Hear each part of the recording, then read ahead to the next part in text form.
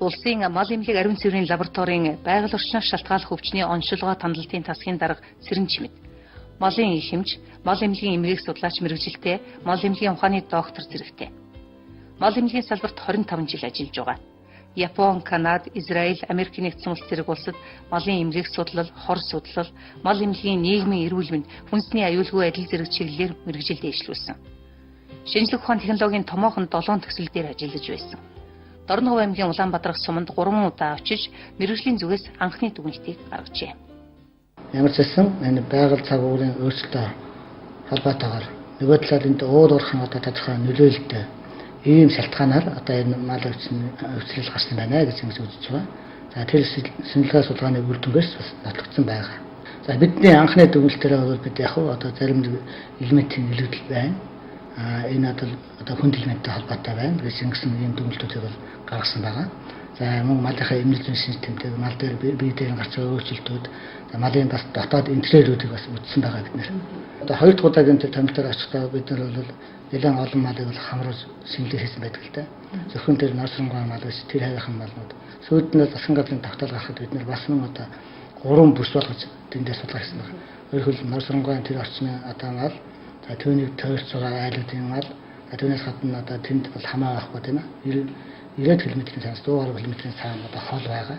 Бүр салхиныхын эсрэг талд байгаа айлын малаас хүртэл бид одоо шинжилгээ хийгээд тэгээд тэдний хооронд одоо ямар ялгаа байна вэ? Харьцуулаад ингээд аль биесны үйлдвэрлэлийг харах юм дүгнэлтүүд өгсөн байна. Яг нь ер нь бол манай одоо төв лабораторийн гаргасан онцлог бол одоо ерөнхийдөө бол хүлээн зөвшөөрсөн. За бас энийг бол баталгаажуулах шаардлага гарсан. Баталгаажуулахын тулд бид нар бол Солонгос улс руу бас дээж явуулаад тэгээд тэн дээр бол шинжилгээ хийсэн. За Солонгос дээсэн дээжин дээр бол бас тодорхой дээжин дээр бол одоо селений өндөр агуулгатай байна гэж ингэж гарсан байгаа. За засгийн газраас сүүлд нь бол бас ажлын хэсэг томилсон байгаа. Тэнд 10 гаруй эрдэмтдийн байгууллага төлөөл болгоод за энд бас бараг 60 дэд ажилласан санагч байна. Энэ бол судлаач нэлээд олон судлаачд ажилласан. За тэд бол бүгдээрээ өөр өөрийнхөө чиглэлээр судалгаа хийсэн. За ингээд эцсийн үр дүн бол юу гэж гарсан гэхээр энэ бол селений илүүдэл байна гэж селений илүүдэл байна гэж селен хүнчлэгдэх одоо илүүдэлтэй байна гэж үзсэн байна. Хоогийн малын үзүүлж байгаа эмнэлэг зүйн систем өөрөө яг одоо тэр селений илүүдэлтэй байх үед бол мал илүүддэг тийм шинж тэмдэг байгаа. Өөрөөр малын дуруу сундаг, өснөөс нь халцарч ундаг гэсэн юм тийм ээ. Тэгээд илэг бөөл дэлгүүн дээр одоо юм сарвтууд үүсдэг. За тэгээд уушгинд эмгэг үүсдэг гэсэн ийм өөрөөр онцлогууд ажиллагдсан байна. Тэгэхээр селений илүүдэл гэж Монголд урд өмнө бол одоо онцлогдож байгаагүй. Энэ анхны тохиолдол бол одоо энэ Дорногов Улаанбаатарт хэлж байгаа. Байгаль дээр бол бид нэр ингээд хүнд элементийн хорлог гэсэн юм бий л дээ. Тэр нь ямар нөлөөгөөр гарч ирэх вэ? Өөрөө бол элемент төрсэн байгаль дээр ингээд тодорхой дагуултай байдаг. Тэр нь хүний нөлөөгөөр өөрөөр хэлбэл одоо тэр олборлох юм уу тийм ээ? Уулуурхаа хөгжүүлэх гэдэг юм уу? Одоо ийм асуудлуудын үр дүнд тэр элементүүд зүгээр хөдөлгөөнд орж байгаа байхгүй. Тэгээд эргээд одоо биологийн систем рүү одоо ямар нэг байдлаар тийм ээ малын ус, тэжээл, урмал агаараар дамжаад биеийн хахад нэвтэрч байгаа. Ингээд малын биеийн хахад ороод био аккумуляц гэдэг юм уу? Био хоримтлал үүсгэж байгаа.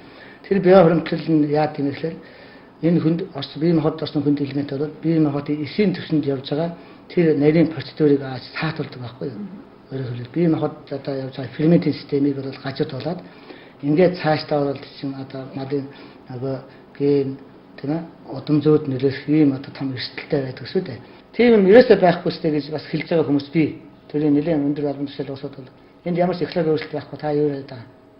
Энд ямар ч уул уурхай нөлөөлөл байхгүй та юу ярьж байна. Ийм онлын үнэтэй өнцгөө юм хэлж болохгүй. Энд нөлөөл байгаа. Би энийг бол баттаа хэлж чадна. Ягаад гэвэл одоогийн бидэнд цугсан энэ материал шинжилгээний үр дүн үүнийг хэлж байгаа байхгүй юу. Энэ бол анхны одоо миний задлсан тэр одоо эхний сийнэ. Тийм ээ. Энэ нэлээд удаан байгаас. Гэтэл одоо нөгөө засгийн газрын тогтоолоор очиод задлсан мал их энэ. Энэ хоёр хооронд ялгаа байна уу?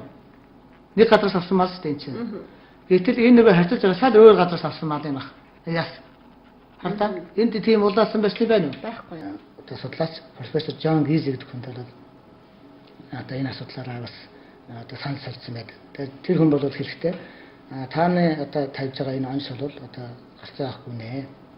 Ягаад гэвэл танай тэнд уран холбогддог гэж асууж байсан. Танай тэнд уран холбогддог гэж асууж байсан. Шинжлэх ухааныг хэзээ ч хинч өөрчилж чадахгүй. Өнөөдөр ч гэсэн бас өөр асуудал байгаа гэднэлт шинжлэх ухааныг хийгээд гаргаад ирсэн нэг бол та нар энэ болох ба энэ бол одоо тийм улс төрсөн аястай хүмүүсийг сэтгэлгэсэн юм байна гэж. Энийг одоо бодлого болж байгаа усуд нууж хааж яах гэдэг юм бэ? Хэрэггүй шүү дээ. Тийм ээ?